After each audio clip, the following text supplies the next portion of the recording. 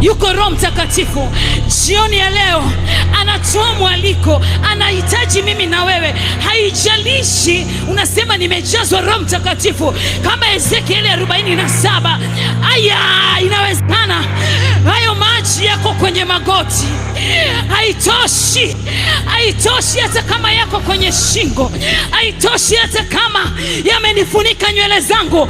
Ili niwe kijana kwenye ulimwengu ambao una habari nyingi na taarifa nyingi, ambao lakini hautoi fursa ya kijana kumjua Mungu sawa sawa, kwa sababu taarifa zilizopo nyingi ni za kuharibu ufahamu wake.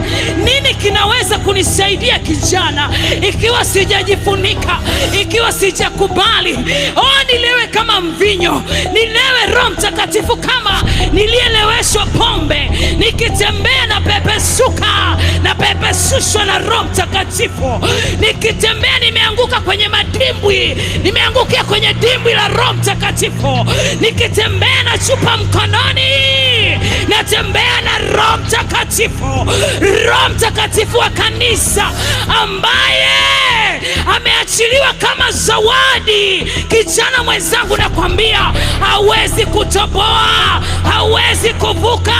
Huna ujanja wa kushinda dhambi wewe, huna hiyo nguvu. Maana hata Yesu Kristo kabla aanze huduma, alipotoka kubatizwa tu, ghafla sauti ikasikika kutoka mbinguni, ayayayaya, alafu akaonekana Roho Mtakatifu katika umbo la ua, akasema sauti mbinguni, sikilizeni, huyo ndiye mwanangu mpendwa wangu ninayependezwa naye. Kati ya Mungu na Yesu alikuwepo Roho Mtakatifu katika umbo la upole kama njiwa.